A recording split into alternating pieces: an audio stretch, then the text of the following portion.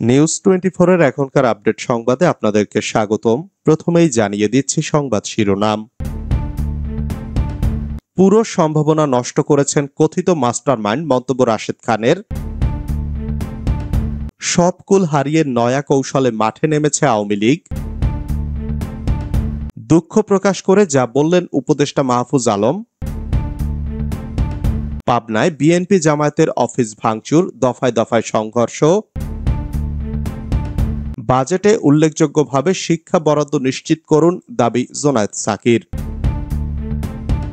শুনছিলেন সংবাদ শিরোনাম। পুরো খবর পেতে ভিডিওটি শেষ পর্যন্ত দেখুন। সর্বশেষ সংবাদ পেতে চ্যানেলটি সাবস্ক্রাইব করুন। এবার বিস্তারিত। পুরো সম্ভাবনা নষ্ট করেছেন কথিত মাস্টারমাইন্ড মন্তব্য রাশেদ খানের। অন্তর্বর্তী সরকারের তথ্য উপদেষ্টা মাহফুজ আলমের নির্দেশে জগন্নাথ বিশ্ববিদ্যালয়ের শিক্ষার্থীদের উপর হামলা হয়েছে বলে দাবি করেছেন গণ অধিকার পরিষদের সাধারণ সম্পাদক রাশেদ খান। একই সঙ্গে রাশেদ খান প্রশ্ন তুলেছেন, শপথ লঙ্ঘনের পরও কিভাবে উপদেষ্টা পদে মাহফুজ। ফেসবুক পোস্টে রাশেদ খান বলেন, মাহফুজ আলমের উপর বোতল নিক্ষেপ আমি সমর্থন করি না। সকালে প্রতিবাদও জানিয়েছি, কিন্তু তার অডিও ফাঁস হওয়া বক্তব্য নিশ্চয়ই শুনেছেন। সে কোন মানসিকতার লোক? জগন্নাথ বিশ্ববিদ্যালয়ের শিক্ষকদের উপর হামলা হয়েছে, অসংখ্য নারী শিক্ষার্থী পুলিশের হামলার শিকার হয়েছেন, অসংখ্য শিক্ষার্থীর শরীর দিয়ে রক্ত ঝরেছে।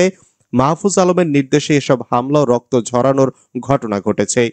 তিনি আরো বলেন, আপনাদের কাছে এই বোতল নিক্ষেপের প্রতিবাদই মুখ্য হয়ে দাঁড়ালো, কিন্তু রক্তের কোনো মূল্য নেই, শিক্ষকের উপর হামলার কোনো প্রতিবাদ নেই। একপক্ষীয় এই প্রতিবাদের কারণ আমরা বুঝি। হ্যাডম থাকলে দুটো ঘটনার প্রতিবাদ করুন। গতকাল হামলার পর তো কোনো প্রতিবাদ দেখিনি। জগন্নাথ বিশ্ববিদ্যালয়ের শিক্ষক শিক্ষার্থীর উপর হামলা নাকি তার উপর বোতল নিক্ষেপের কারণে ন্যায্য হয়ে গেছে।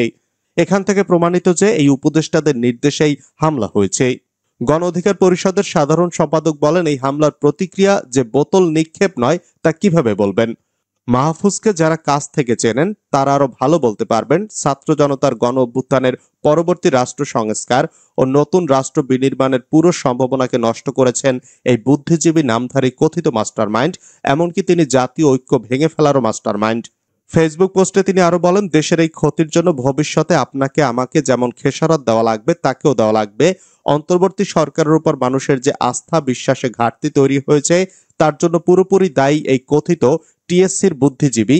বলে রাখা ভালো, মাহফুজ নিজেও শিবিরের রাজনীতি করত, কিন্তু এখন সে প্রগতিশীল হওয়ার লড়াইয়ে নেমেছে। মূলত হীনমন্যতা থেকেই তার প্রগতিশীল হওয়ার এই যাত্রা। এতে আমার কোনো আপত্তি নেই, কিন্তু এইজন উপদেষ্টা শপথ ভঙ্গের পর কিভাবে পদে বহাল আছে সেই প্রশ্ন আমি করছি। সবকুল হারিয়ে নয়া কৌশলে মাঠে নেমেছে আওয়ামী লীগ। ছাত্র জনতার গণ অভ্যুত্থানে দেশ থেকে পালিয়ে ভারতে আশ্রয় নিয়েছেন শেখ হাসিনা। সেখান থেকে নিয়মিত দেশ ধ্বংসের ষড়যন্ত্র চালিয়ে যাচ্ছে তিনি। সম্প্রতি আওয়ামী লীগের সব কার্যক্রম নিষিদ্ধ করেছে সরকার। রাজনীতির মাঠে সবকুল হারানো আওয়ামী লীগ নয়া কৌশলে মাঠে নেমেছে। নিজেরা ভালো নেই বলে তারা কাউকে ভালো থাকতে দেবে না, ঠিক যেন এমন শপথ নিয়ে ফেলেছে দলটির দেশে বিদেশে আত্মগোপনে থাকা মাস্টারমাইন্ডরা, যার স্পষ্ট আলামত সহ বিভিন্ন ঘটনার মধ্য দিয়ে যথেষ্ট পূর্বাভাস পাওয়া যাচ্ছে। সাম্প্রতিক সার্বিক প্রেক্ষাপট বিশ্লেষণ করতে গিয়ে রাজনৈতিক বিশ্লেষকদের কয়েকজন যুগান্তরের কাছে এমন অভিমত দিয়েছেন। তারা বলেন, পরিবেশ পরিস্থিতি বিশ্লেষণ করলে স্পষ্টভাবে বোঝা যাবে ষড়যন্ত্রকারী চক্রটি সরকারকে বিপদে ফেলতে প্রতিটি আন্দোলনকে বেছে নিচ্ছে। আন্দোলনের যৌক্তিকতা থাকুক বা না থাকুক, তারা সেখানে কৌশলে তাদের লোকজনকে ঢুকিয়ে দিচ্ছে। উদ্দেশ্য সরকার বিরোধী বড় ধরনের বিক্ষোভের প্লট তৈরি করা। আর এক্ষেত্রে পলাতক আওয়ামী লীগের অন্যতম টার্গেট ছাত্রদের মতো স্পর্শকাতর আন্দোলনকে পুঁজি করা। অন্তর্বর্তী সরকারের গত 8 মাসের অসংখ্য আন্দোলনের গতিপথ পর্যালোচনায় এমন দৃশ্যপট বারবার ধরা পড়েছে। এজন্য তারা মনে করছেন যেখানে আন্দোলন সেখানেই ফেসিবাদের গোপন ছায়া। এজন্য সরকার সহ দেশপ্রেমিক সবাইকে সজাগ ও সচেতন থাকতে হবে। বিশ্লেষকরা জানান, অন্তর্বর্তী সরকারের ভুল ভ্রান্তি থাকতে পারে, কিন্তু মনে রাখতে হবে এ সরকার ব্যর্থ হওয়া মানেই গণ অভ্যুত্থান ব্যর্থ হওয়া। এ কারণে আন্দোলনের নামে মহল বিশেষ যেন লাশ ফেলার রাজনীতি সহ নাশকতামূলক কিছু ঘটাতে না পারে সে ব্যাপারে সরকারকেও সময়মতো প্রয়োজনীয় ব্যবস্থা গ্রহণ করতে হবে। পাশাপাশি কাঙ্ক্ষিত গণতন্ত্রের স্বার্থে প্রয়োজনীয় সংস্কার শেষে দেশকে নির্বাচনের পথে এগিয়ে নিতে সব পক্ষকে সচেষ্ট থাকতে হবে। দুঃখ প্রকাশ করে যা বললেন উপদেষ্টা মাহফুজ আলম। আমার হতাশা ও ক্ষুব্ধতা কাউকে আঘাত করলে আমি আন্তরিকভাবে দুঃখ প্রকাশ করছি বলে মন্তব্য করেছেন তথ্য উপদেষ্টা মাহফুজ আলম। বৃহস্পতিবার রাতে নিজের ফেসবুক পেজে দেওয়া এক পোস্টে এ মন্তব্য করেন তিনি। তথ্য উপদেষ্টা তার পোস্টে বলেন, জগন্নাথ বিশ্ববিদ্যালয়ের দাবিগুলোর ন্যায্যতা বিচার করবে শিক্ষা ও অর্থ মন্ত্রণালয়, আরও যুক্ত থাকবে ইউজিসি কর্তৃপক্ষ। কিন্তু তথ্য মন্ত্রণালয়ের দায়িত্ব থেকেও জুলাই গণ অভ্যুত্থানে জোরালো ভূমিকা রাখা ও সম্মুখ সারিতে নেতৃত্ব দেওয়া জবি শিক্ষার্থীদের দাবির একটি ফলপ্রসূ সমাধানে আসতে আমি ভিসি স্যার ও অন্যদের সঙ্গে বসেছিলাম। তিনি বলেন, গত পরশু রাতে যখন এসব দাবি নিয়ে জবি থেকে আমাকে জানানো হয়, তখন তাদের আমি গতকাল রাত 9টায় আমার বাসায় আসার আমন্ত্রণ জানাই। কিন্তু গতকাল সকালে তারা আন্দোলনে নামেন এবং যমুনার কাছাকাছি পৌঁছে যান। কাল দুপুর থেকেই ভিসি স্যারের সঙ্গে আমি নিয়মিত যোগাযোগ করেছিলাম। শেষ পর্যন্ত রাতে 1 ঘন্টা ধরে 3টি টকিং পয়েন্ট নির্ধারণ করে আমি ভিসি স্যার ও শিক্ষকদের সঙ্গে কাকরাইল মোড়ে যাই। সেখানে মিডিয়ার লোকজন শিক্ষার্থীদের থেকে 50 মিটার দূরে দাঁড়িয়েছিলেন, কিন্তু আমি ভিসি স্যারকে বললাম আমি শিক্ষার্থীদের সামনে গিয়ে কথা বলবো। সেখানে যাওয়ার পর একটা গ্রুপ স্লোগান দেয়। আমি বিব্রত না হয়ে নিজের দায়িত্ব পালনে কথা বলা শুরু করি।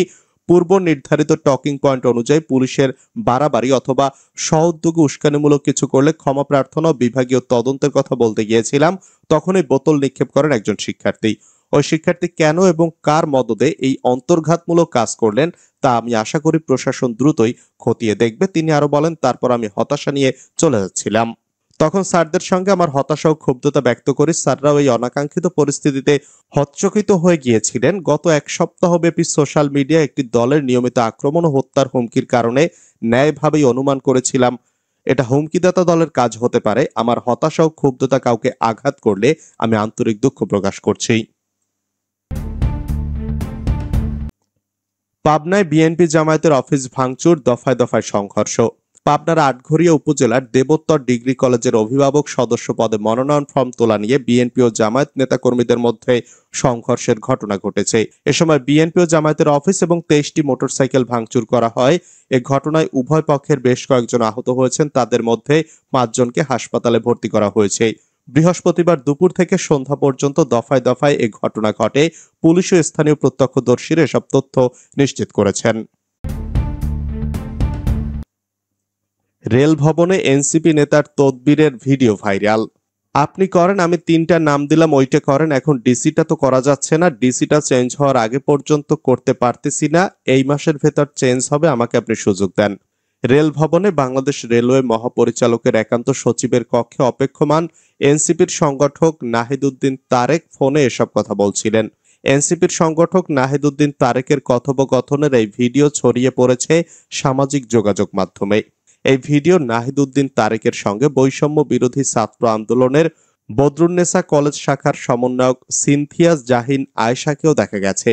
বিশিষ্ট অনুসন্ধানী সাংবাদিক জুলকারনাইন সায়ের তার এক পোস্টে জানিয়েছেন, নাহিদউদ্দিন তারেক ও সিনথিয়া জাহিন আয়েশার পর ওই কক্ষে উপস্থিত হন এনসিপির আর এক নেতা মাহিন সরকার। জুলকারনাইন সায়ের প্রশ্ন করেন, রেল ভবনে রেলওয়ের মহাপরিচালকের সাথে তাদের কি কাজ থাকতে পারে? আর ফোনে কার নাম আর ডিসি পরিবর্তনের কথা আলোচনা করছিলেন এনসিপির সংগঠক নাহিদউদ্দিন তারেক। এদিকে এ ভিডিও ছড়িয়ে পড়লে সমালোচনা শুরু করেন অনেকেই। এ বিষয়ে ঢাকা বিশ্ববিদ্যালয়ের ছাত্র মহিউদ্দিন রনি বলেন, রেলের ডিজির একান্ত সচিবের রুমে বসে এনসিপির নেতা নাহিদউদ্দিন তারেক ও তার এক সহযোগী সিনথিয়া আয়েশাকে জুলাই বেচতে দেখলাম। তিনি আরো বলেন, এদিকে 10 মাস পরেও জুলাইয়ের হাত পা ও চোখ হারানো ভাইগুলো চিকিৎসা না পেয়ে দাঁড়ে দাঁড়ে ঘুরছে। বৈষম্য বিরোধী ছাত্র জনতার মাথা বেঁচে এরা যেই বৈষম্যমূলক জঘন্য কাজে লিপ্ত হলো, এদের দৃষ্টান্তমূলক শাস্তি দেখতে চাই।